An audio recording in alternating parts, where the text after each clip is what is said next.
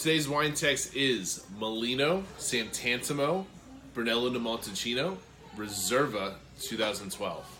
So yesterday we did a Chianti, which is also from Tuscany, more the recognizable style that people buy the most of, mostly from Tuscany.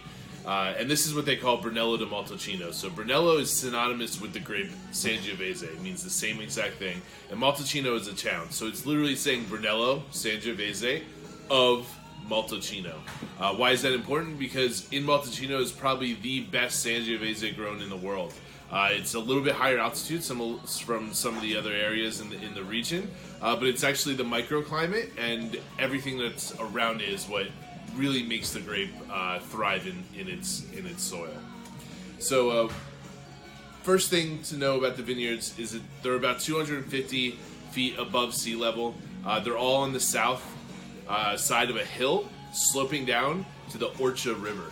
So Orcha River gives that a little bit of cool climate, some breeze. The grapes really, while they're ripe during the day, get that nice cool air coming through, which is prime for keeping the acidity high within the Sangiovese grape. Next thing you notice is it's the 2012 release of the Riserva. In order for a Brunello to be a Riserva level wine, not only the grapes, specific grapes from the vineyards of their best quality, but it also has to age a minimum of 6 years before the release of the wine. So this wine spends, and on top of that, a required 2 years in a barrel and at least 6 months within the bottle. So this is a wine that's has a lot of age to it. I mean, we're going on 8 years now, but it's basically the current release of the wine. This is the way the wine is supposed to be released and sold, which allows it to be drank pretty early now, but something of this level can definitely be cellared and kept for years to come. When we're talking about collectibles, especially from Tuscany, I know we had a Super Tuscan, we had some other Brunellos. Brunello Riserva may be the top of the top when it comes to collectible wines in Tuscany.